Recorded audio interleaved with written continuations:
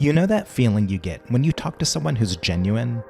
They aren't angling for something or trying to come across in a certain way, but they're present and curious and willing to be imperfect. For CSR professionals, it's worth thinking about what authenticity feels like at the personal level, because that's what you're trying to achieve at a larger scale when you talk about your company's CSR efforts. I know that creating a messaging strategy for social impact programs can feel fraught. If you don't talk about your programs, you'll miss out on a whole host of benefits to your brand and your employees. But if you talk about them in the wrong way, you risk coming across as inauthentic and self-serving, and that can really erode trust. Erin Combs has spent her career helping companies thread that needle. She knows how to build an authentic story around social impact that's rooted in a brand's core identity. Today, she lays out the framework she uses to get it right.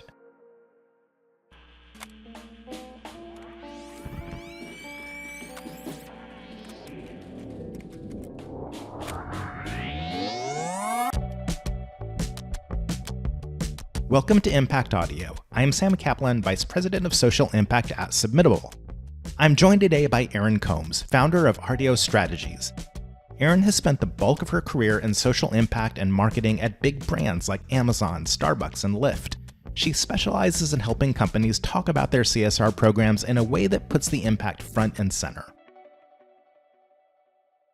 Over the course of my career, I have developed a very deep-seated philosophy that for-profit companies, large and small, can and should have a role in improving the communities that they serve.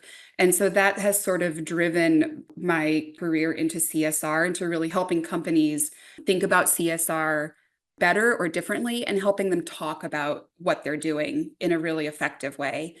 So, the way that I think about communications for CSR, I think first of all, I think there's a kind of a growing movement of companies, more and more so, that are investing in social impact in one way or another. All kinds of data out there is showing that this is good for companies, whether it's, consumers buying based on values or employees looking for values-driven employers. So and companies are doing this more and more, but I do think there's a little bit of a kind of a learning curve or a growing pain where companies aren't always sure how to talk about it. And it's kind of like they feel like it's the right thing to do, but they don't quite know how to, marry what they're doing from a community standpoint with their core business model. And I think that's where the real like authenticity piece comes in, is that companies that are doing this really, really well are really effectively telling the story of how, their actions in the community or from a social impact standpoint are like intrinsically linked to their business. And companies that don't do that very well, I think those are examples of like where those two things feel really disconnected, right? So at the top level, I think that's kind of how I start to think about communicating authentically. The companies who do social impact well make building a communication strategy look easy. That's because they have strong alignment between their CSR programs and their core brand identity. The story is clear. But make no mistake, their teams are putting in work behind the scenes to make it look that easy. One of my favorite examples was when I was working at Starbucks. So this was, several years ago now. I was leading local community engagement. And so the objective was really connecting with customers and partners, so people, the population of the Puget Sound around Starbucks headquarters area. And this was not an effort to, communicate about coffee or the pumpkin spice latte, right? Like the company really wanted like local residents to know what what the company was doing to improve, to like affect the local community. So one of the tools that I launched there was a partnership, a traditional sponsorship with the Seattle Seahawks, the NFL team. But again, like this was not designed to like put, messaging into the stadium. This was designed to communicate about social impact. And so we partnered with the Seahawks and at the time head coach Pete Carroll the company made a donation to Pete Carroll's foundation that worked with the local YMCA to, work with like at-risk youth in the community. And we we created an event that we called Guest Barista, where we brought in Pete Carroll and 10 Seahawks players and put them in, green aprons behind the Starbucks bar and had them serving, serving coffee in stores. And the result of this was, there were thousands of people that came into stores lining the streets to like see their favorite Seahawks player. But the message, like the headline in the newspaper, and it was on the front page of the Seattle Times, the headline in the paper the next morning was Starbucks and the Seahawks come together to raise money for at-risk youth, right? It had nothing to do about coffee. The headline was like, these two organizations are helping youth in the community, and here's how they're doing it. And so I think that's a really powerful example because, it's easy to sort of look at sports and say, like, well, it's just kind of like a shtick, or like, it kind of feels like superfluous, but it was really, really effective for Starbucks as a brand to get out the message that they were trying to get out, right? And frankly, it was good for the Seahawks. It gave the Seahawks a great message to get out as well. So it was kind of like an all boats rise proposition. A lot of companies who have social impact programs struggle to find the right tone and medium to share their CSR messaging. Part of the problem is that social impact is rarely the top priority in the corporate sphere. I think there's a couple of reasons. Number one, I think it's what you just said. I think it's a lack of sort of of like internal resource and expertise. And if you think about it, that makes sense, right? That, CEOs are making hiring decisions and like internal budgeting decisions based on, what's driving the revenue for their business, right? And so if you're faced with the decision of whether to hire, a marketing manager for your to like sell your product, or a marketing person for your social impact work, I mean, you're 9 times out of 10, you're going to choose the person that's going to be tied to your revenue driving initiatives, right? So from a business standpoint, I get that. As a result, then I think, the comms and marketing for social impact is really managed by a number of different people. Maybe it lives within product marketing, maybe it lives within PR and comms, perhaps policy, right? Like it could be organized in a lot of different places. And so with that comes a very diverse sort of range of expertise on how to think about communications for social impact. And it is a slightly different thing than communications for product. And so I do think that's kind of the core of it. I also think that, and this is a generalization, but among a lot of business leaders, there is a sense, like a human sense of like wanting to sort of do the right thing, but that falls flat in communications if it doesn't like tie back to your business. And I think a lot of business leaders either don't take the time or don't have the expertise on their staff to really like dig into that strategy of like how to talk about it. A lot of companies conflate CSR messaging with traditional marketing, but getting a social impact message out into the world is a whole lot different than building a customer base. You can't just take the framework you use for marketing and then map your CSR messaging onto it. You have to build something distinct that centers the community, not your company. So like I mentioned, I think a lot of times we see companies that are sort of producing or managing marketing and comms for social impact through perhaps their marketing departments or through their comms department, which, comes with pitfalls, right? So I think the default for someone that is sort of trained in product marketing and leaders that are accustomed to like funding marketing plans, I think the default is to kind of fall back on what we know works to sell products. So thinking about taking out large advertising campaigns, thinking about, social media keywords, like, all of sort of like the very metrics driven industry and science behind marketing. And we know that, from a marketing background, we know that advertising is very effective in raising awareness. It is effective at driving trial on a large scale.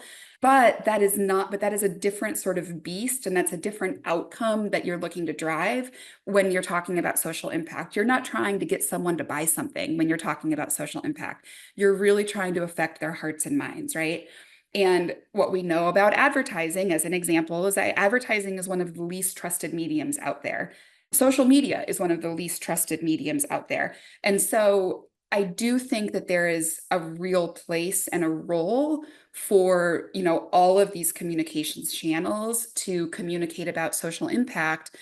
But I think that the balance is different, like the priority is different when you're talking about comms for social impact.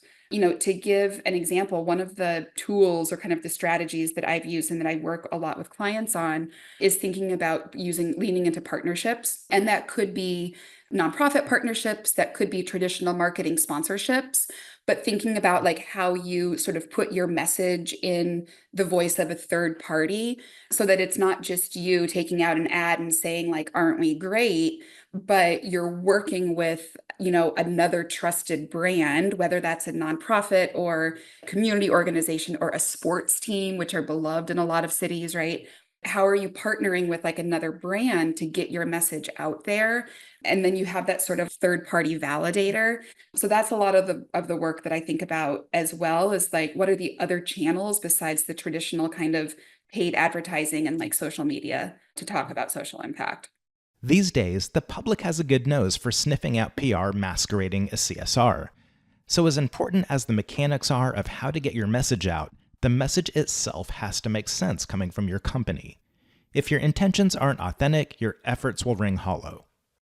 So I think, the other piece that I think about a lot with communicating with authenticity is understanding what your story is in the beginning. So like I mentioned, I think that, there's a lot of companies that are out there that really struggle to tie what they're doing from an impact standpoint to their business, right?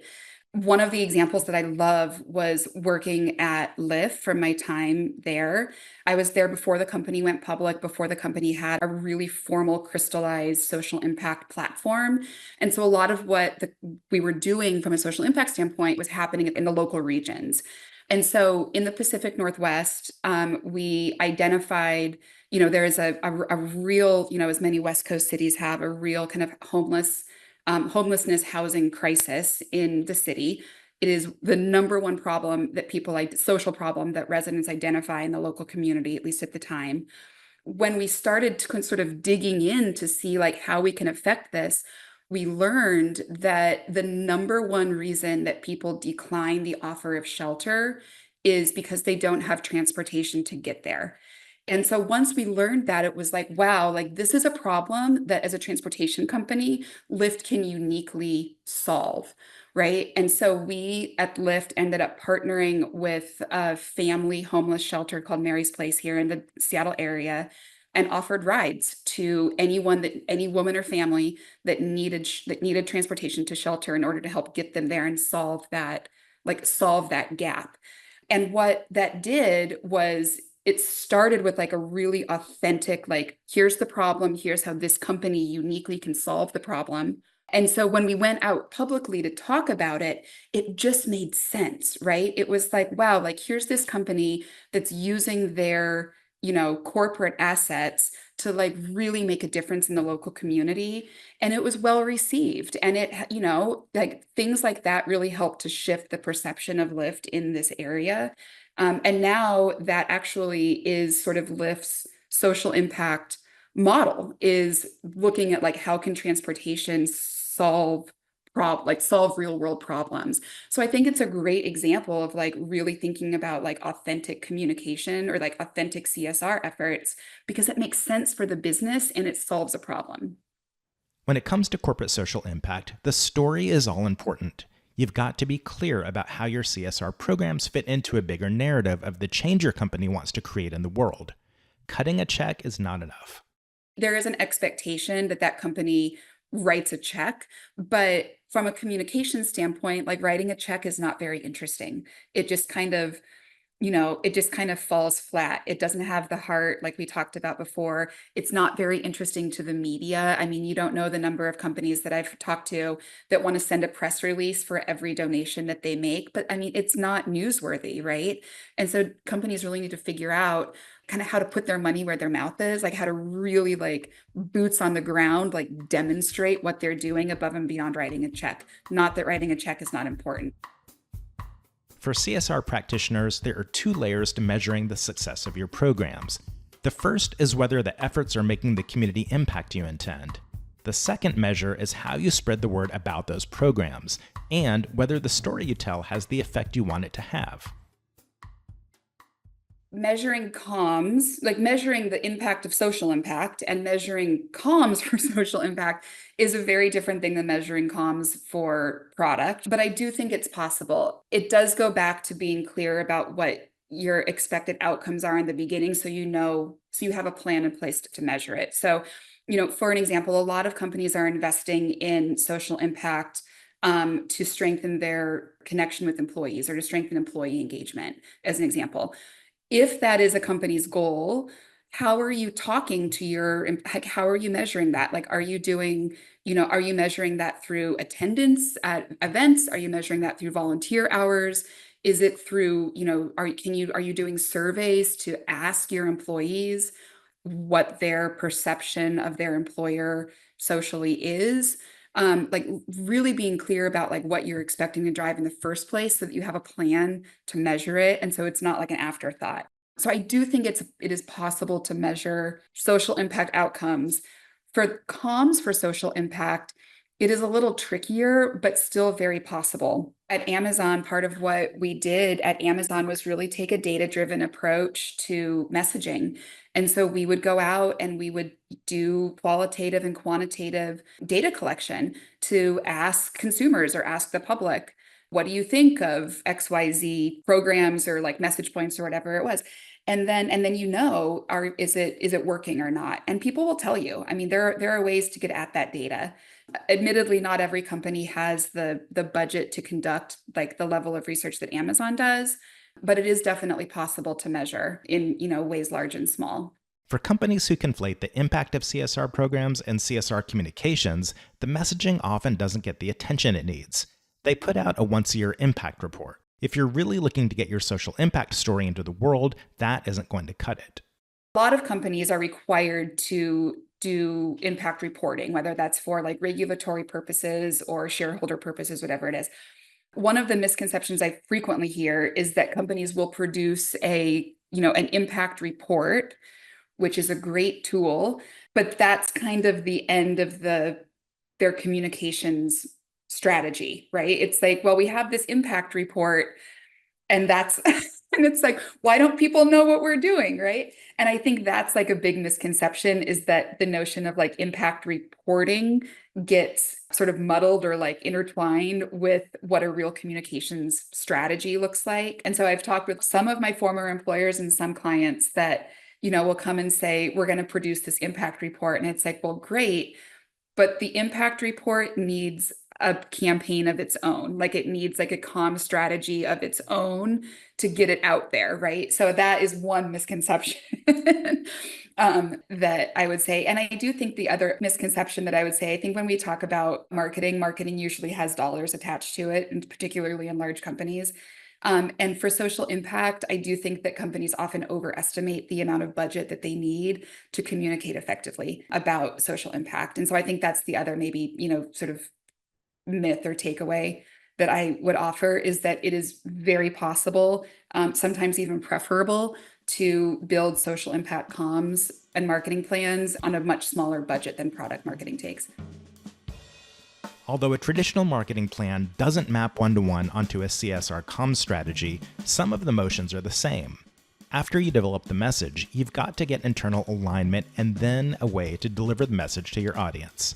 Erin lays out the key steps to building a CSR comms plan and putting it into motion. I would break it down into 4 steps, and these perhaps are not easy or small steps, but I would break it down this way. I think number 1 is really understanding what the business objective for the company is, because like we've talked about, that's the first step in authenticity, is really understanding why you're doing what you're doing, right? If, why does homelessness matter to Lyft? Why does, hunger matter to, Walmart or Amazon or whatever it is, right? Like really understanding what the objectives and the expected outcomes from your CSR investments are. Once you have that understanding and aligned internally, the second step is developing the messaging. And I think this is a really critical step, because again, recognizing that when it comes to CSR, there's a lot of people at companies, especially large ones, that are talking about their social impact efforts in one way or another. So getting really crisp on what you're saying. So how are you describing the why behind your giving? And also what those proof points are, whether those are impact numbers or how are you really supporting and demonstrating what you're doing. So the second step is really developing the messaging kind of architecture so that everyone is speaking from the same songbook, if you will. The third step, just like any other marketing plan, is really developing your go-to-market strategy. So thinking about what is the right approach to talk about this to reach your audiences. What are the right tools and channels and tactics? Is it like, what is your budget? Is it advertising? Maybe, maybe not. Is it partnerships? Is it, digital? Is it events? Like, what is the right mix of communications to get the word out there? And then I think the last piece is also measurement, which I think is really important and a lot of, like easy to kind of step over. But like, how do you know you're being effective? Going back to step one, if you know what the objectives of your CSR work are, how are you measuring that at the end? Did you reach the people you intended to reach? Did you shift the perception in the way that you intended to? Really getting surgical to understand if what you're doing is working. So that's kind of the process that I think through.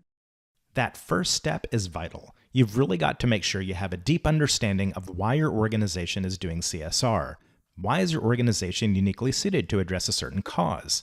If you don't answer that question, you risk a muddled and inauthentic message.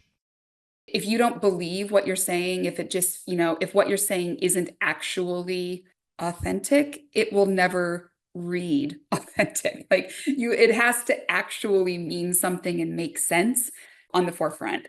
I will give you just one example of that. I had a meeting a couple of weeks ago with the head of the CSR team for PEMCO, which is a Seattle-based, like a Pacific Northwest-based insurance company. And she walked me through what their kind of CSR priorities are. And she said, well, our first priority is, looking at things that affect insurance rates. And so they're thinking about climate change and natural disaster preparedness and things like this that have a direct tie to the insurance business. And I was like, I get it. Like I'm not going to question it. Right. Like that makes so much sense. And then she said their other pillar was of like social impact pillar was education and in investing in ways that will further that will increase graduation rates and or celebrating teachers. And I thought that's interesting. And she said, well, our company's over 100 years old and our founder was a school teacher 100 years ago in the King County, Seattle area. And so this is part of our heritage of our company that we continue to invest in education and celebrate teachers because our founder was a teacher. And those were their pillars. And I was like, it was like such a beautiful talk track, you know what I mean? I was like, the story of like ways that social impact is going to affect your business and we're celebrating our heritage. I was like, this is wonderful. And it was like such an authentic story for a business to tell me. Often the difference between effective and ineffective CSR messaging comes down to the work teams do on the front end. Whether they put the time and energy into the strategy behind the communications. And make no mistake, the work is worth it. And I don't want to make it sound like it's easy. It's not an easy thing to do. I mean, and that's frankly, like that's one of the things I love working with clients on is like helping them think through that because it's not easy. And it does sometimes take really like in-depth, strategy work to figure out like, how are we talking about this? Why are we talking about this? And then to get everyone internally aligned is difficult. But I do think it's possible. And you can tell the difference of companies that are doing it well and companies that aren't. As a consumer, you've probably seen social impact messaging done well and done not so well. And you've felt how each of those messages shifts your perception of a brand. If you're building a messaging strategy or reimagining the one you have based on Erin's advice and examples, I'd start with these steps. First, find your authentic CSR message, what you're doing and why you're doing it. Next, create a messaging architecture that everyone at your company can use. Then develop a go-to-marketing strategy for your CSR story. And finally, find a way to measure the effectiveness of your CSR communications. You don't have to do it all at once. Start with step one and build over time. That's all from me today. Thanks for tuning in to Impact Audio, produced by your friends at Submittable. Until next time.